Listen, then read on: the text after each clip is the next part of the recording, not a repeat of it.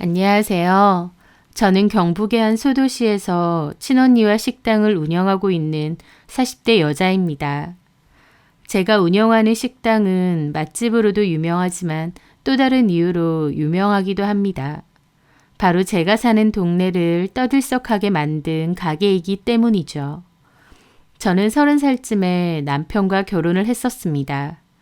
김치 공장에서 사무직 일을 했었는데 그 남자도 같은 사무실에서 일을 했었어요. 그 남자는 저보다 4살이 어렸어요. 저희 사무실에는 나이 많으신 분들이 많아서 제가 그중 막내였거든요. 그런데 저보다도 어린 그 남자가 입사하면서 그 남자가 막내가 되었죠. 다른 직원분들은 다 10살, 많게는 20살이 많았기에 사무실 안에서 또래인 그 남자와 저는 유독 친하게 지냈어요.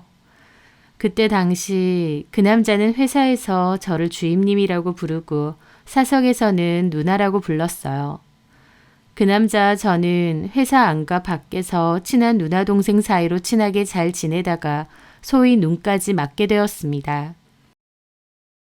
그렇게 저희는 3년간 연애를 하다가 결혼 약속도 하게 되었어요. 저는 시부모님께 인사를 하러 가게 되었는데요.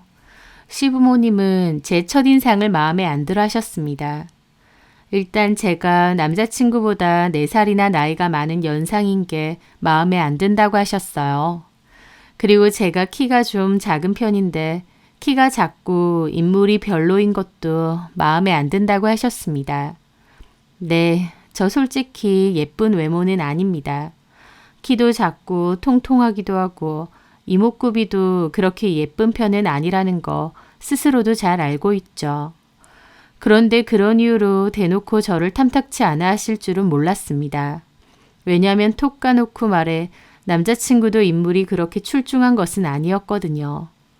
키가 작은 편이었고 내세울 만한 외모도 전혀 아니었죠.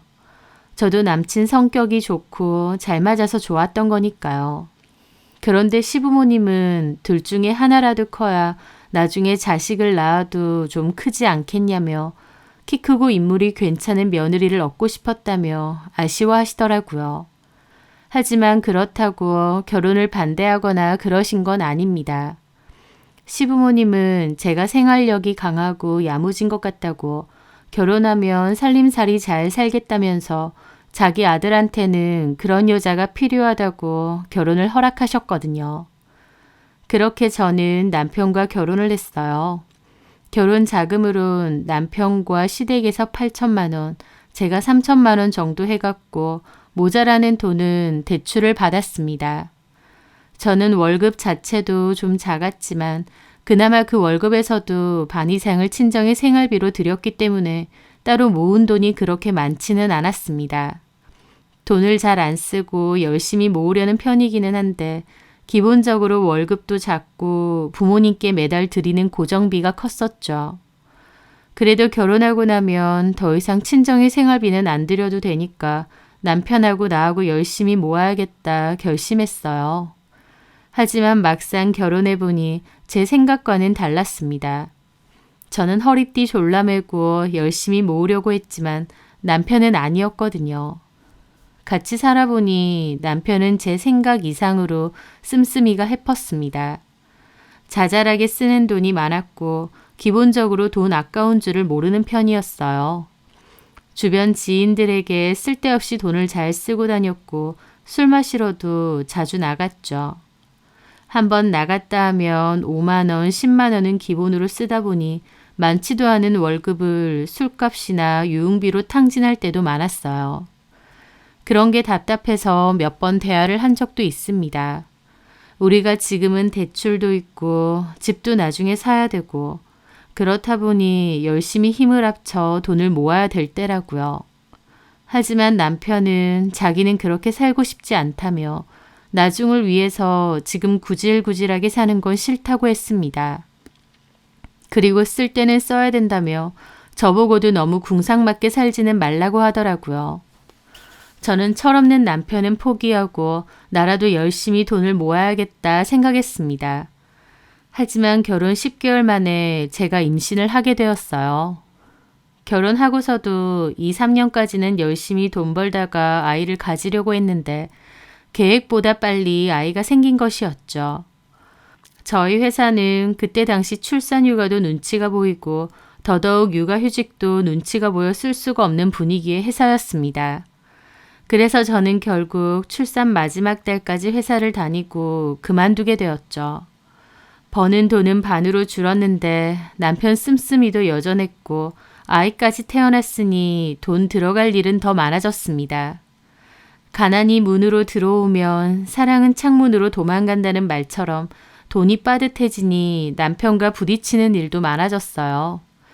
저는 상황이 별로 안 좋은데도 본인 쓸 건 다 쓰려고 하는 남편이 이해가 안 됐고 남편은 제가 너무 돈돈거리는 게 지겹다고 했습니다.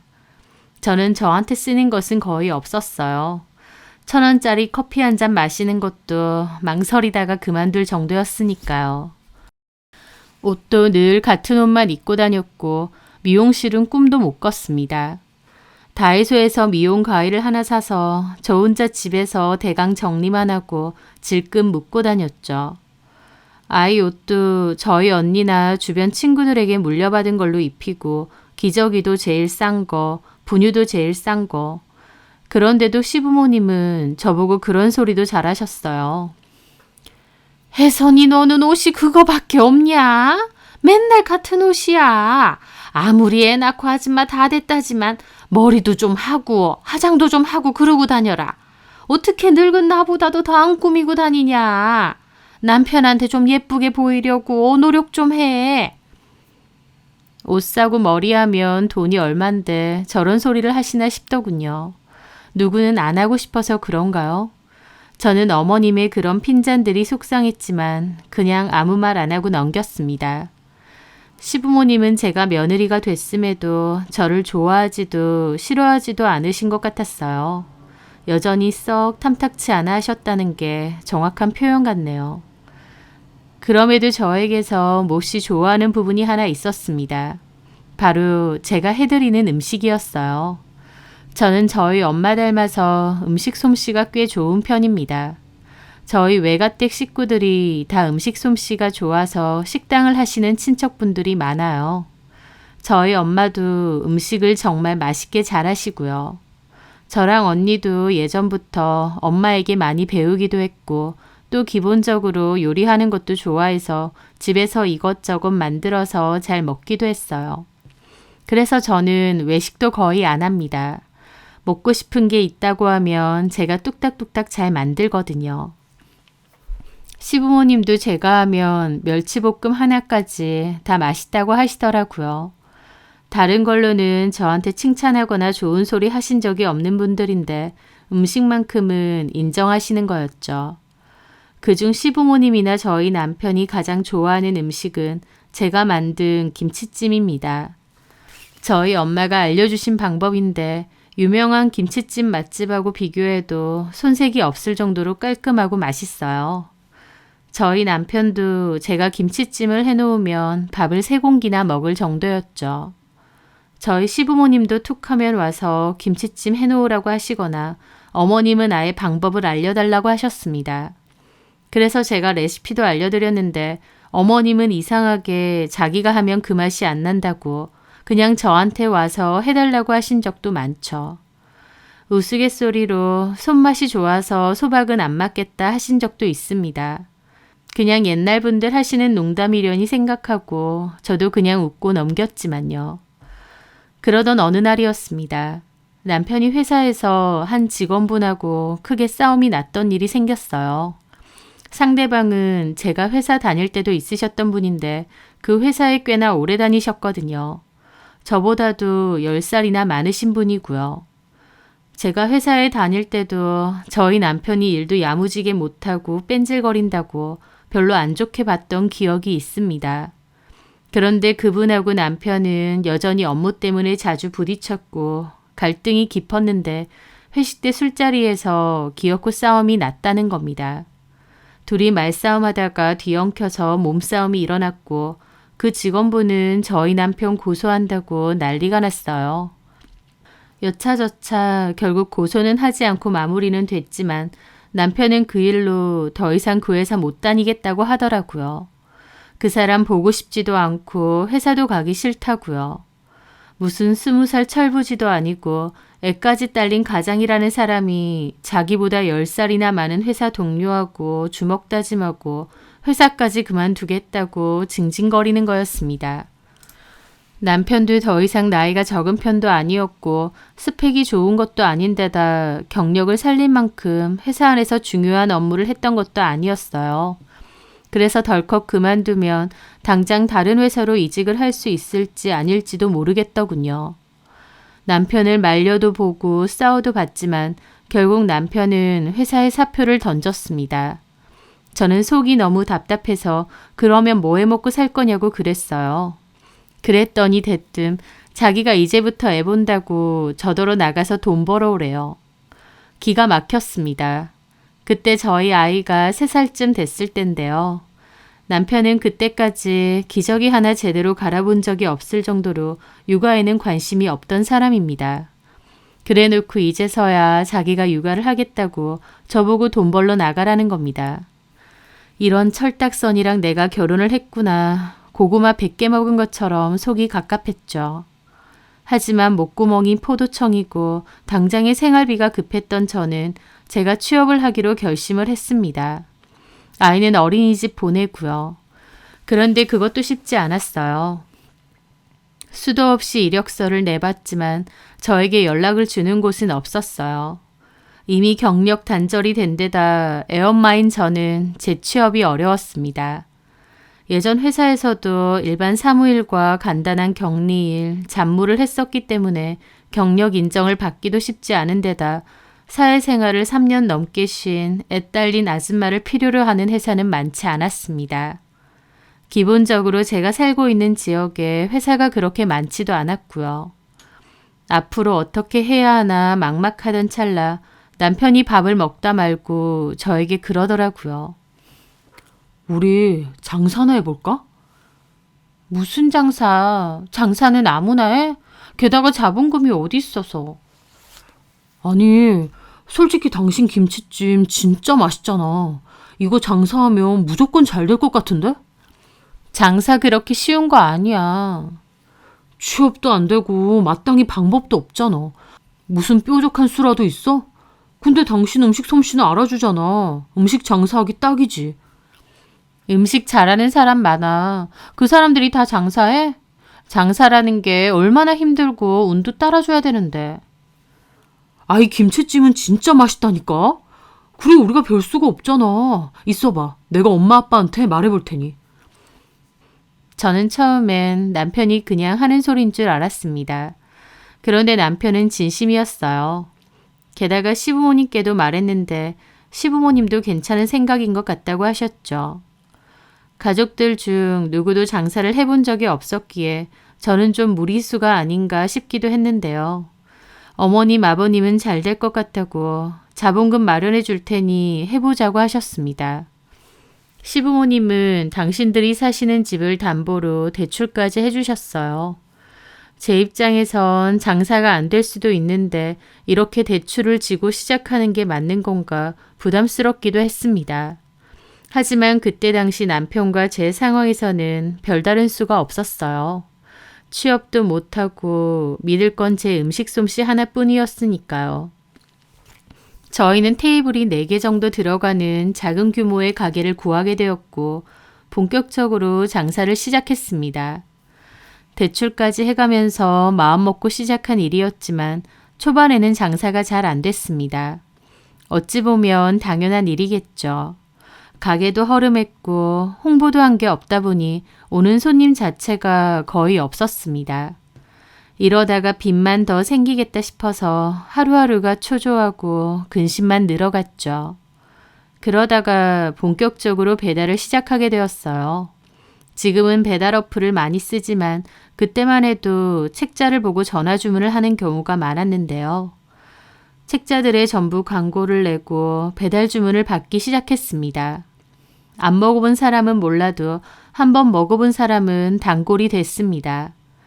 저희 가게에서는 김치찜과 김치찌개 둘 다 했는데 배달로는 김치찌개가 잘 됐어요.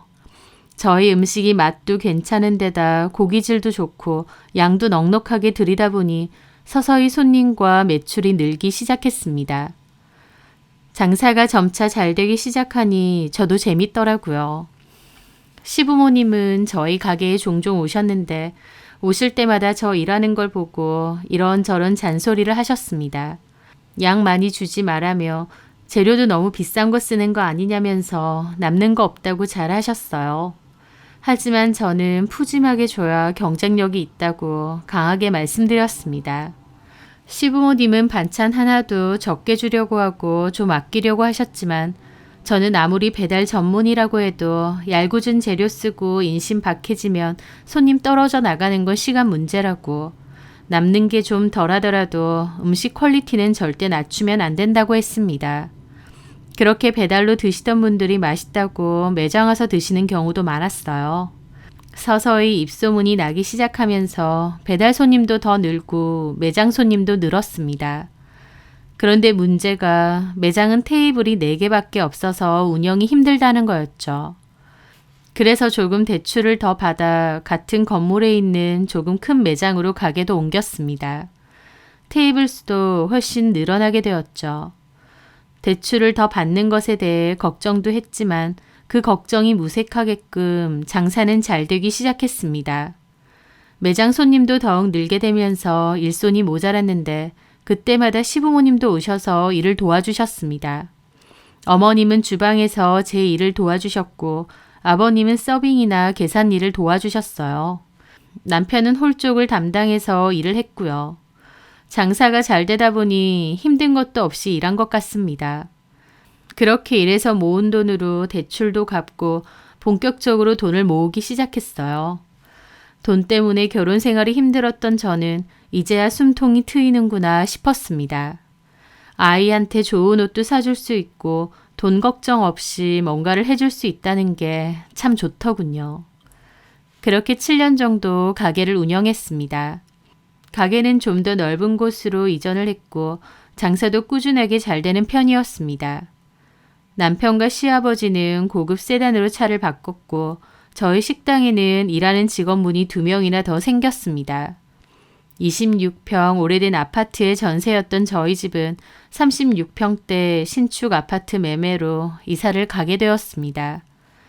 시부모님은 예전처럼 가게에서 직접 서빙을 하거나 주방 일을 돕기보다 아주 바쁠 때 정도만 오셔서 일을 거들어 주시는 정도였어요.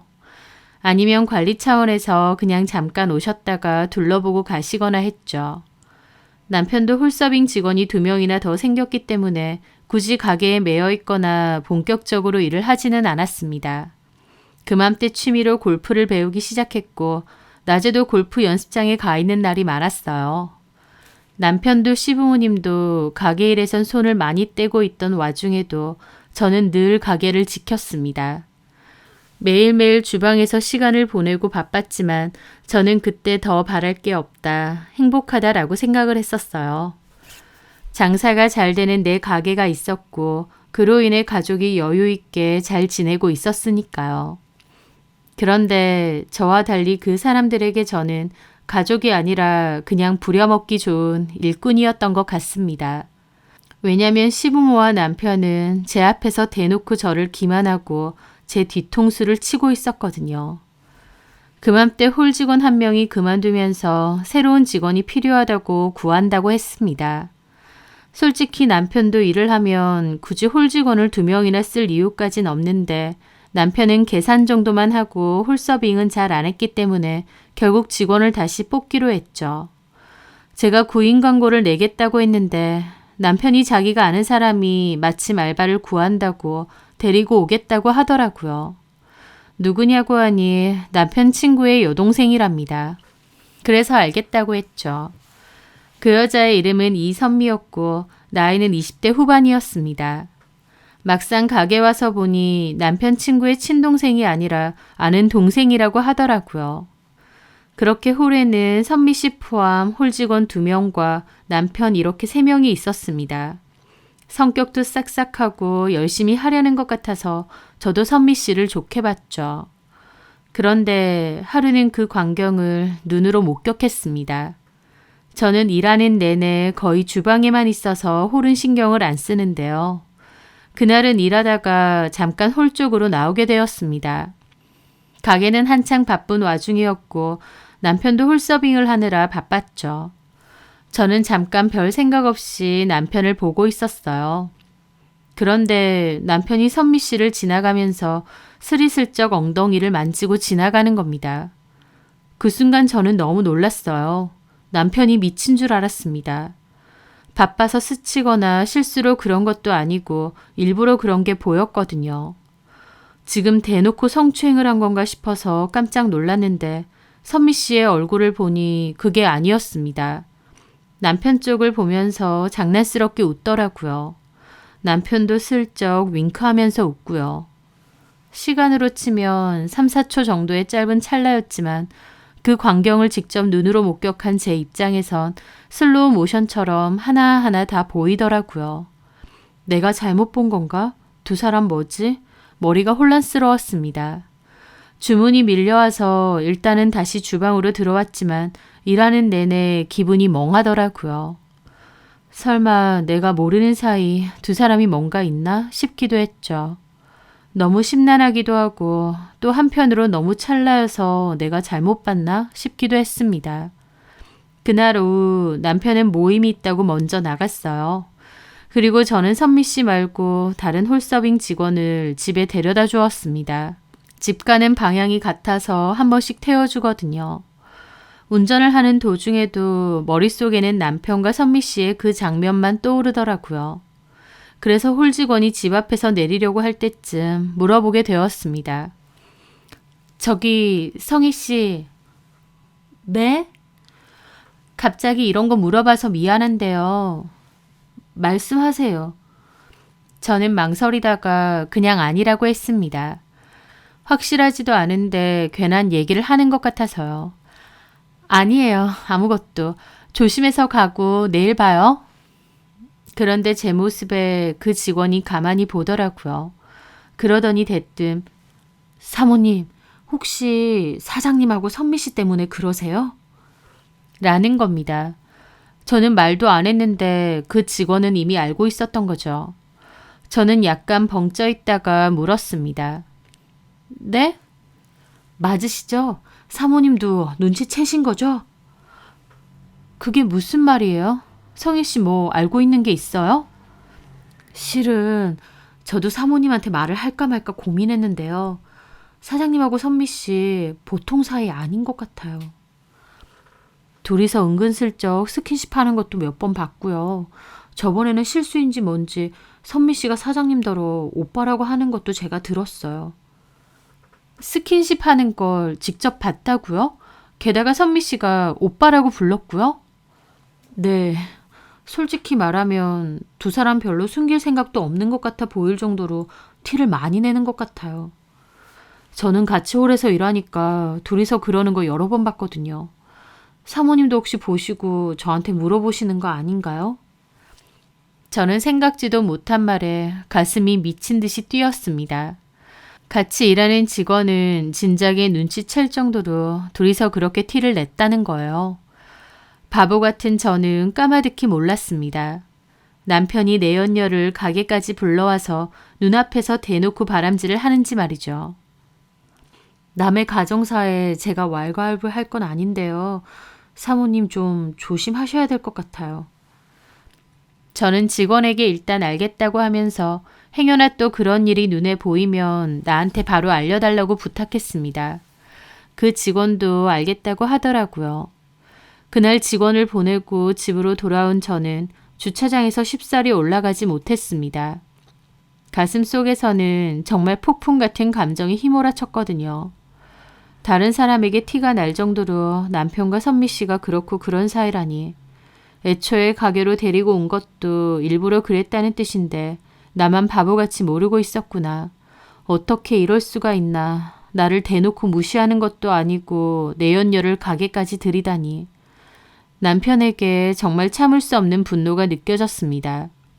신혼 때 돈 없어서 쩔쩔매다가 내 음식 솜씨 덕에 가게 대박나서 이제야 먹고 살만해졌는데 그런 저를 앞에 두고 고맙다고 절을 해도 시원찮을 판의 바람이라뇨.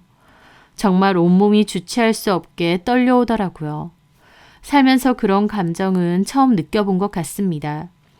그날 집에 돌아와 보니 남편은 골아떨어져 자고 있었습니다. 자는 남편을 가만히 내려다보는데 진짜 사리까지 느껴지더군요. 옆에 있는 베개로 남편 머리를 눌러버릴까, 침대맡에 있는 스탠드로 남편 머리를 쳐버릴까, 그 짧은 순간에 많은 생각이 들었습니다. 하지만 저는 아무것도 하지 않고 그냥 방을 도망쳐 나왔어요. 그렇게 작은 방에 앉아 이혼을 해야 하나라는 생각을 했습니다.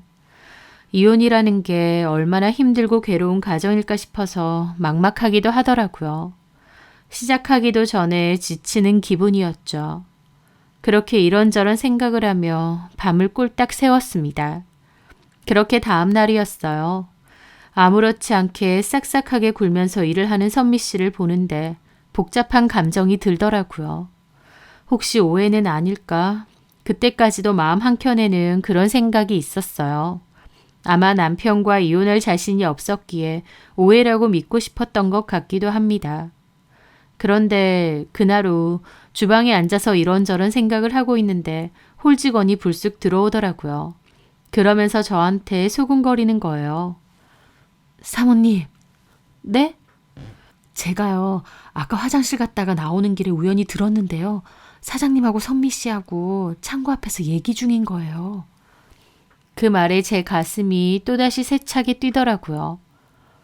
무슨 얘기 하던가요? 사장님이 선미 씨한테 오늘 저녁에 술 한잔 하자고 하셨어요. 제가 분명 들었어요. 그 말을 듣는데 속이 끓어올랐습니다. 제 오해도 아니었고 정말 대놓고 불륜질을 하는 게 맞았어요. 이것들이 진짜 미쳤구나 싶었습니다. 그렇게 끓어오르는 속을 어쩌지 못하고 한숨만 쉬어대고 있는데 잠시 후 남편 놈이 저한테 와서는 대뜸 그러는 겁니다. 여보, 나 오늘 저녁에 동창 모임이 있어서 집에 좀 늦게 들어갈게. 그 말에 저는 눈이 돌았습니다. 동창 모임? 무슨 동창? 중학교 동창. 아, 그래. 그럼 나도 같이 가자. 제가 눈을 희번떡거리며 같이 가자고 하니 남편도 당황하더라고요. 뭘 따라가, 내 동창 모임에. 왜? 남편 동창 모임에 마누라가 따라가는데 무슨 문제 있어? 나도 같이 가. 아, 됐어. 왜 이래? 뭐 잘못 먹었어? 나도 간다고. 못 데리고 갈 이유라도 있어? 왜? 네가 가는 게 동창 모임이 아니라서 그래? 동창 모임이 아니라 이선미랑 붙어 먹으려고 만나는 거라서 그래? 저는 너무 흥분해서 소리를 지르며 따졌습니다. 남편도 놀란 얼굴이더라고요. 저는 미칠 것 같은 심정으로 홀로 나갔습니다. 그때가 브레이크 타임이라 이선미도 테이블에 앉아서 쉬고 있었는데 제가 달려가서 바로 이선미 머리채를 잡았죠. 이선미는 갑자기 왜 이러냐며 소리 지르고 이미 제정신이 아니었던 저는 이선미 머리채를 다 뽑아놓을 작정이었습니다. 남편이 식겁하고 달려나와 저를 뜯어말리는데 눈에 보이는 게 없던 저는 이번엔 남편 놈 머리채까지 잡았어요. 그리고 닥치는 대로 남편을 발로 차고 때렸죠. 미친 사람처럼요. 내가 보는 앞에서 내 가게 안에서 대놓고 둘이서 불륜질을 했다는 사실에 제정신이 아니었던 것 같습니다. 제가 미친 듯이 소리를 지르며 남편을 때리고 발로 차고 하니 남편도 저를 밀쳤고 저도 바닥으로 굴렀어요. 남편은 저한테 욕을 하면서 주저앉아서 울고불고 있는 이선미를 데리고 나갔습니다. 그 모습에 저도 바닥에서 구르면서 울었던 것 같아요. 난장판도 그런 난장판이 또 있을까요? 도저히 수습이 안 되니 홀 직원이 시부모님께 급히 연락을 드렸고 시부모님이 가게로 오셨습니다. 머리가 헝클어져 있고 넋이 나간 제가 멍하게 앉아있으니 시부모님도 놀라더군요. 이게 다 무슨 일이야? 저는 울면서 다 얘기했습니다. 새로 들어온 홀직원 이선미가 사실은 남편 내연녀다. 나한테 속이고 대놓고 내연녀를 가게에까지 들였다. 이게 말이 되느냐 하고요. 제 말에 시부모님 한숨만 푹푹 쉬더군요. 그러더니 그래서 너 혹시 영민이를 때렸어? 두 인간들 죽여놓으려다가 참았어요. 아이고, 너도 참 너다. 아무리 그래도 그렇지 너는 어떻게 그렇게 우악스럽냐? 라면서 그 와중에 저를 탓하시는 겁니다. 어머니, 어떻게 저한테 그렇게 말하세요? 어머님 아들이 내연녀를 가게까지. 아, 그건 알겠는데 아무리 그래도 그렇지 이렇게 생난리를 치고 폭력까지 써? 저도 맞았어요. 박영민이 저도 밀쳤다고요. 그 여자 앞에서. 아이고, 내가 못 산다 정말. 그렇게 그날은 임시유업 팻말을 걸었습니다. 시부모님은 저를 위로하는 듯 설득했어요. 남자들 다 한 번 정도 한눈 판다며 당신들이 아들한테 잘 얘기할 테니 저도 한 번 정도는 눈 감고 넘어가 주라고 하시면서요. 저는 못 넘어간다고 이혼할 거라고 그랬습니다. 그렇게 저는 집으로 돌아갔어요. 학원 갔다 온 아이를 보는데 아이도 저보고 엄마 누구랑 싸웠냐고 걱정하더라고요. 저는 아이한테도 너무 미안하고 어쩌다 이렇게 됐나 싶어 눈물만 나더라고요. 머리 싸매고 누워있는데 어머님은 저에게 전화가 와서 시댁으로 영민이 불렀고 알아듣게 잘 얘기하겠다고. 저보고도 이혼이니 뭐니 생각 말고 한 번만 용서해주고 넘어가라고 또 그러셨어요. 저는 아무 말 안 하고 그냥 전화 끊었습니다. 그날 많은 생각을 했습니다. 심정적으로는 이혼하는 게 맞는데 이혼이라는 게 너무 두렵기도 했어요. 일단 아이가 가장 걸렸고 같이 일하는 가게도 걸렸고 부부로 살면서 이래저래 서로 엮여있는 일도 많다 보니 골치가 아팠습니다. 연애 때야 서로 마음 안 맞고 문제 생기면 헤어지고 남남되면 되는데 부부는 그런 게 아니더라고요. 저도 자신이 없었고요. 그래서 남편이 잘못했다고 100배 사죄하고 그 여자만 제대로 끊어낸다고 하면 나도 시부모님 말처럼 한 번은 덮고 지나갈까 싶기도 했습니다. 남편에 대한 배신감은 있지만 그럼에도 결혼 생활을 유지하고 싶은 마음이 더 컸으니까요. 시부모님이 남편에게 꾸짖겠다고 하셨으니 저는 남편이 저에게 잘못했다고 다시는 안 그러겠다고 빌 줄 알았습니다. 하지만 그 뒤의 상황은 제 예상과는 아예 달랐습니다. 왜냐면 남편에게 사과를 시키겠다던 시부모님은 남편과 무슨 얘기를 한 건지 태도를 바꿔서 저에게 이혼을 요구하셨거든요. 남편과 시부모님에게 이혼 서류를 전달받는데 머리를 망치로 두들겨 맞은 것처럼 배신감과 엄청난 충격이 들었습니다. 이게 뭐예요, 어머님, 아버님? 이혼 서류? 저한테 이혼하라고요? 네가 영민이랑 못 살겠다며. 그래서요? 이혼해달라고요? 저는 꿀먹은 벙어리로 있는 남편을 죽일 듯이 노려봤습니다. 지금 나한테 이혼해달라는 거야? 너는 그년이랑 살고 그년이 그렇게 좋아? 12년 결혼 생활이 의미 없을 만큼 그년이 그렇게 좋디?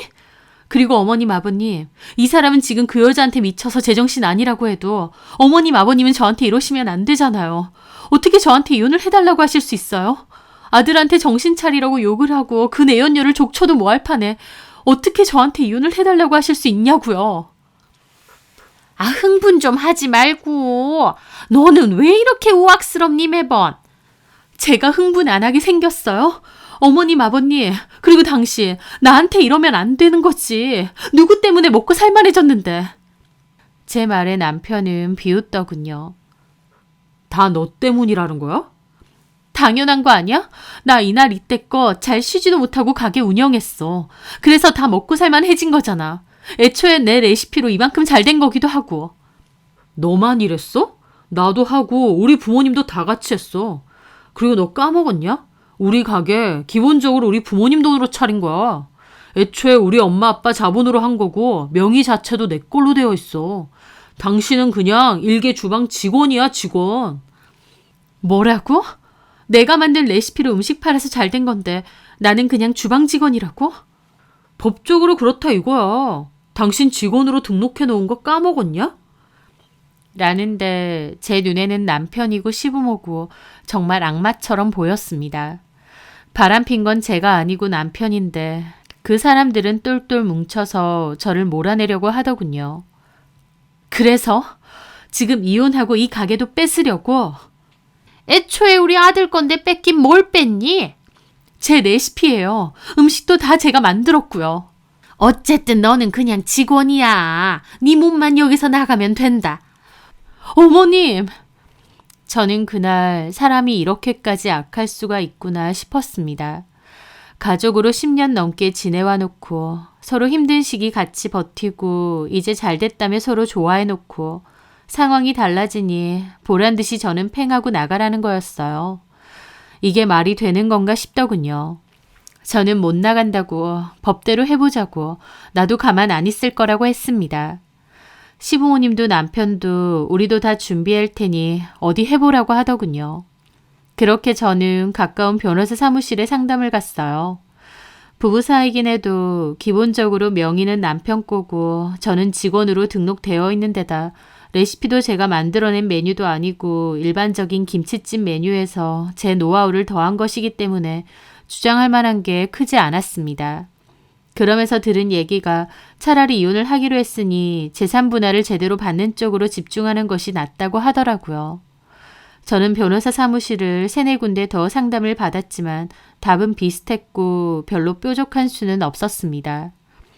혼인 기간이 10년이 넘었고 기여도가 높기 때문에 재산 분할 요구를 해서 받아내는 것이 지금 상황에선 가장 좋다고 하더라고요. 별개로 상간소송도 진행하기로 했고요. 그런데 또 문제가 있었습니다. 외도에 관한 상간소송도 걸고 싶었는데 제대로 된 증거가 없다는 거였어요. 둘이 바람을 핀 건 맞지만 증거는 없는 상황이었죠. 그나마 증거라고 할 만한 것은 같이 일하는 직원의 증언 정도인데 그것마저도 객관적인 건 아니라서 별로 법적인 효력은 없었습니다. 저는 뒤늦게라도 통화 녹취라도 하려고 시도했으나 남편은 눈치를 챈 건지 제가 그 여자에 관한 이야기를 하려고 하면 자기가 언제 그랬냐며 바득바득 우기기만 하더라고요. 외도 증거도 없다 보니 소송하기도 힘들고 너무 억울하고 힘들었습니다. 증거를 모아보려고 노력했으나 결국 안 됐기에 상간소송도 제대로 못 해봤습니다. 그나마 재산 분할은 인정받았고 저는 가게 지분을 요구했습니다. 그런데 시부모와 남편은 가게는 절대 못 준다고 버텼고 그걸로 소송도 하게 되었어요. 그렇게 다투다가 결국 가게 말고 집을 저에게 넘기는 것으로 재산 분할 합의를 했습니다. 제 입장에선 집보다 가게를 얻고 싶었지만 소송이 계속 길어지고 저도 너무 지치고 힘들어져서 결국 집을 제가 갖는 걸로 하고 마무리를 짓기로 했어요. 그렇게 이혼을 했는데 너무 억울해서 잠도 잘 안 왔습니다. 그 인간들에게 이용만 당하다가 팽 당했다는 생각에 시도 때도 없이 분노가 차올랐습니다. 그런 저를 친정 식구들은 몹시 걱정했어요. 그리고 위로를 많이 해주셨죠. 그런 것들이랑 인연 끄는 거 오히려 잘한 일이라며 싹 잊고 새 출발하라고 하셨습니다. 그래도 최소한 아파트는 받지 않았냐며 그거로라도 위안을 받으라고 하시면서요. 저도 살기 위해 과거는 다 잊자고 몇 번이나 다짐했습니다. 그리고 다시 일도 하고 보란듯이 열심히 살아보자 결심했어요. 아이도 제가 키우기로 했으니 아이를 위해서 다시 일도 해야 했습니다. 그러던 와중 저희 언니가 같이 장사를 해보자고 하더라고요. 뭘로 하냐고 하니까 다시 김치찜이랑 김치찌개를 해보자는 겁니다. 이미 검증이 된 손맛이지 않느냐며 그것들이 가게는 뺏었어도 결국 네 손맛 때문에 잘된 거 아니냐면서요. 저도 다시 일을 한다면 식당을 해볼 생각이었어요. 그래도 8년 넘게 식당을 운영했으니 자신도 있었고 무엇보다 그 사람들에게 없는 손맛이 저에게 있으니까요. 게다가 저희 언니까지 옆에 있으니 더욱 든든했고요. 그렇게 언니와 저는 반년 정도의 준비 끝에 가게를 열었습니다. 그 가게의 위치는 남편과 시부모가 운영하는 김치찜 가게에서도 그리 멀지 않았어요. 거리로 치면 2블럭 정도 지나가면 있는 곳이었죠. 몫이 좋고 가게세도 괜찮은 자리이기도 했지만 일부러 거기로 결정한 것도 있었습니다. 전 남편네 가게 손님을 다 뺏어오고 싶은 마음도 있었고요. 저는 그전 식당 할 때 주변에 친해진 가게 사장님들이 많았는데요. 그분들은 제 사정을 다 아니까 저를 많이 응원해 주셨습니다. 그리고 전 남편네 가게 사정도 한 번씩 알려주셨어요. 저랑 이혼하고 나서 어머님과 주방 직원 하나가 주방에서 일을 한다고 했는데요. 제 레시피를 알고 있기 때문에 장사는 여전히 잘 된다고 했습니다.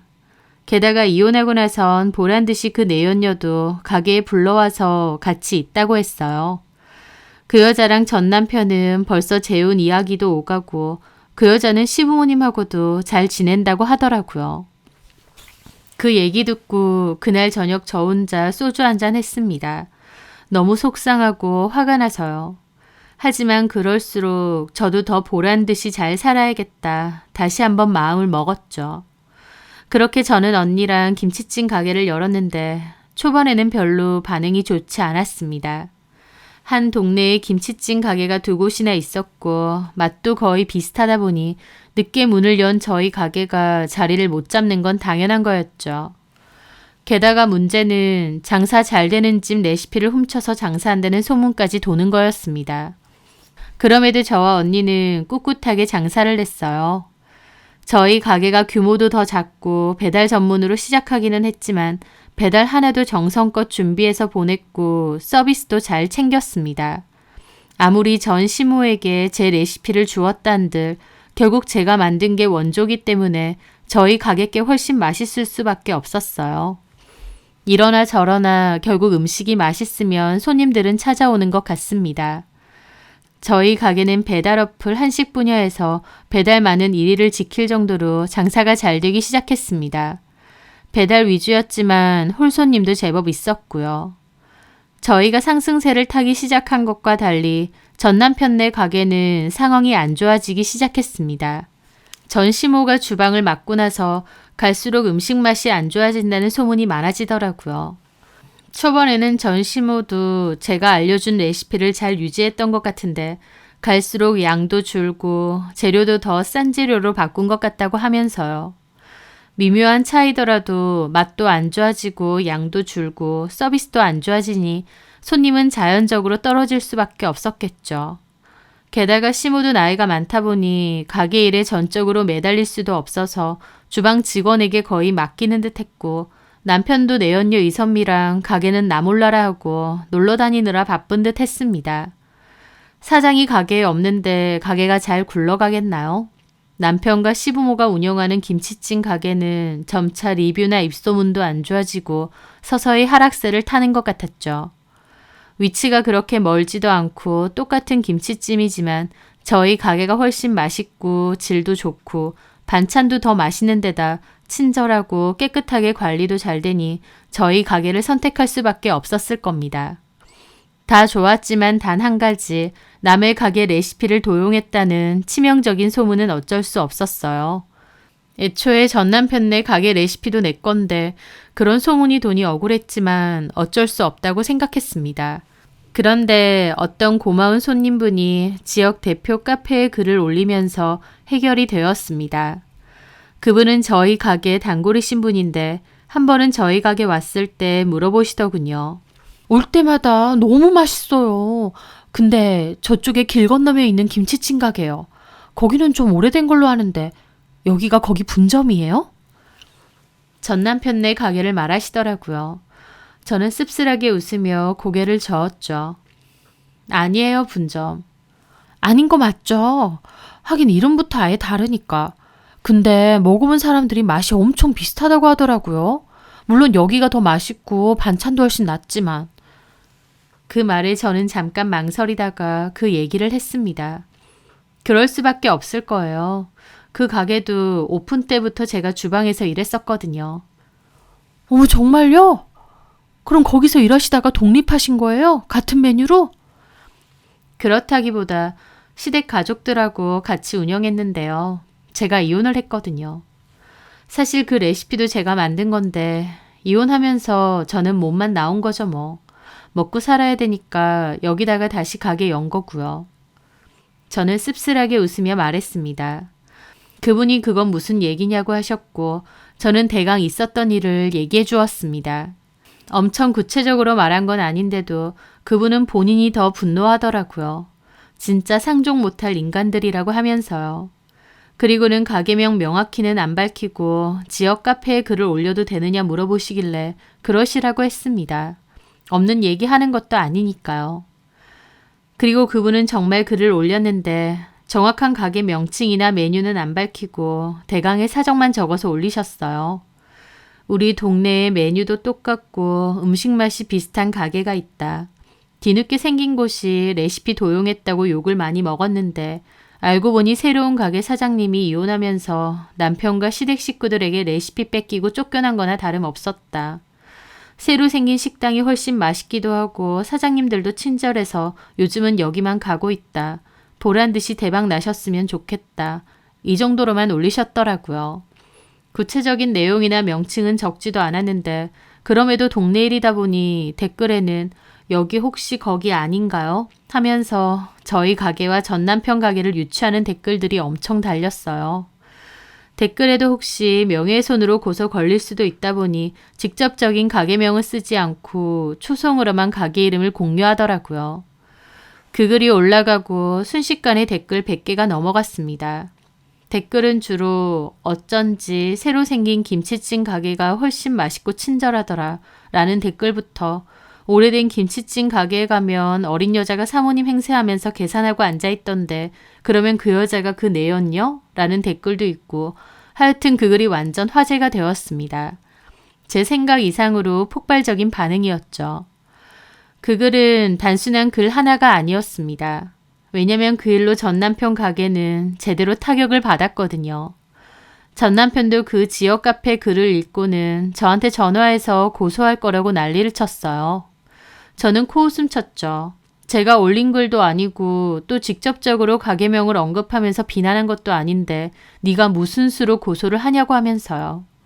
그럼에도 불구하고 전 남편은 작성자를 대상으로 기어코 고소를 진행했습니다. 아마 제가 누군가를 시켜서 글을 올린 줄 알았나 본데 고소하는 과정에서 그게 아니라는 걸 알았던 것 같더라고요. 그리고요. 그 고소한 일 때문에 전 남편은 돌아올 수 없는 강을 건넜습니다. 그 지역 카페 커뮤니티를 이용하는 동네 사람들이 단단히 뿔이 난 거였죠. 바람펴서 본처 쫓아내고 레시피까지 뺏은 파렴치한 인간이 손님 하나가 인터넷에 글 하나 올렸다고 고소까지 했다는 소문이 일파만파 퍼졌던 겁니다. 심지어 고소건은 특정도 제대로 되지 않는다며 제대로 성립도 안 되고 흐지부지 끝났다고 하더라고요. 한마디로 전 남편놈은 그냥 찌그러져 있을 것이지 괜히 고소한다고 설쳐서 벌집을 건드린 셈이었습니다. 어차피 동네 사람들 대상으로 하는 장사인데 동네 사람들로부터 제대로 인심을 잃은 것이었죠. 전 남편 가게의 리뷰에는 여기가 불륜 맛집 맞느냐, 남의 레시피 뺏겼는데도 맛이 그 모양이냐, 이런 집은 망해야 정신 차린다 등등 악성 리뷰가 엄청나게 쏟아졌어요. 반대로 저희 가게는 승승장구였습니다. 저에 대한 안쓰러운 여론이 많은 데다 음식도 맛있고 사장님들도 친절하다며 손님과 매출이 엄청나게 늘기 시작했거든요. 원조집은 알고 보니 그 집이 아니라 이 집이었다며 저희 가게가 엄청나게 잘 되기 시작한 거죠. 주변 가게 사장님들이 신나서 소식을 전해주었는데 전 남편 가게는 파리조차도 안 들어갈 정도로 텅텅 비고 완전 망했다고 하더라고요. 전 남편이 뒤늦게 홍보에 돈도 엄청 쓰고 할인 이벤트 현수막 걸고 블로그 체험단도 엄청 뿌렸대요. 전 남편은 망해가는 가게를 살리고자 발악을 하는 거였죠. 그러면 뭐 하나요? 그렇게 해봤자 손님들은 절대 안 온다고 했습니다. 지나가면서 보면 손님도 아예 없고 직원도 더 이상 없고 전 남편과 시부모만 죽상으로 앉아있다는 거예요. 심지어 그 내연녀 이선미도 어디 도망갔는지 잘 안 보인다고 하고요. 전 남편 가게가 망해갈수록 저희 가게는 더욱 승승장구를 이어갔습니다. 갈수록 손님이 너무 많아져서 직원도 뽑고 가게도 좀 더 넓은 곳으로 이전하기까지 했습니다. 언니와 저는 신나서 일을 하게 되었죠. 참고로 그때 저희 가게와 전 남편 가게에 대한 글을 올려주신 손님분은 저희 가게 지정 평생 무료 손님이세요. 제가 너무 고맙다고 앞으로 무조건 공짜라고 말씀드렸거든요. 제 입장에선 안 좋은 소문을 벗게 해주신 분이다 보니 은인이나 다름없었습니다. 게다가 결국 고소 성립은 안 됐어도 남편한테 고소까지 당해서 경찰서에 출석은 하셨으니 얼마나 고생스럽고 또 제 입장에선 얼마나 미안한가요. 그래서 저희 가게에 평생 무료 손님이라고 언제든지 오시라고 했고 그걸 인연으로 저랑은 친구처럼 친해져서 잘 지내고 있습니다. 남편 가게는 8개월 겨우 버티더니 결국 문 닫았습니다. 장사도 안 되는데 월세 내고 홍보비 엄청 쓰면서 악착같이 버티다가 결국 쫄딱 망한 거죠. 애초에 이혼하면서 아파트도 저한테 넘겼기 때문에 전 시부모님 집에 들어가서 산다고 했던 것 같은데 아파트도 날리고 가게도 날린 셈이었습니다. 그 내연녀랑은 애저녁에 끝난 건지 어느 순간 그 여자는 코빼기도 안 보이고 전 남편만 옹색한 꼴로 다닌다고 하더군요. 한 번은 저희 가게에 전 남편이 온 적도 있습니다. 가게에 들어온 건 아니고 길 건너에서 모자 눌러쓰고 염탐하고 있더라고요. 저는 멀리서도 전 남편이라는 것을 눈치챘죠. 그리고 그 앞에서 보란듯이 웃으면서 손님 맞이하고 장사했습니다. 전 남편은 한참을 보다가 그냥 갔더라고요. 가게 망하고 따로 일하는 것 없이 시부모님 댁에 얹혀 산다는 얘기까지는 전해 듣고 그 뒤로는 더 이상 소식 들은 게 없습니다. 들리는 소문에는 다른 지역 가서 가게 차린다는 말도 있긴 했는데 어쩌고 살던지 이제 제 알바도 아니지만요. 전 남편과 시부모를 생각해보면 참 어리석은 것 같습니다. 애초에 그 식당 자체가 제 손맛 때문에 시작한 식당이었잖아요. 돈 없어서 빌빌거리다가 어떻게 보면 제 손맛으로 그렇게 성공하고 이만큼 잘 먹고 잘 살게 된 건데 저한테 고마워했어야 되는 거 아닌가요? 그럼에도 자기들이 잘나서 잘된 걸로 착각을 했던 건지 저 보란듯이 쫓아내고 자기들끼리도 잘 먹고 잘 살 줄 알았겠죠. 하지만 결국 이렇게 개망신당하고 쫄딱 망하게 됐지만요. 인과응보 같습니다. 그 인간들 그릇이 애초에 이것밖에 안 되는 것 같기도 하고요. 저희 가족들 말처럼 차라리 이혼으로 그 사람들과의 인연을 끝낸 건 오히려 조상이 도운 거구나. 나한테 정말 다행인 거구나 싶습니다. 저는 저희 가게를 찾아와주는 손님 한 분 한 분이 다 너무 감사해요. 그래서 정성껏 더 푸짐하고 맛있게 식사를 하고 가셨으면 하는 마음이 큽니다. 제 음식을 맛있고 든든하게 드시고 또 잊지 않고 저희 가게를 찾아와 주시는 손님들에게 감사한 마음을 늘 간직하며 변치 않는 초심으로 열심히 운영해 보려고 합니다. 제 사연 들어주셔서 감사합니다.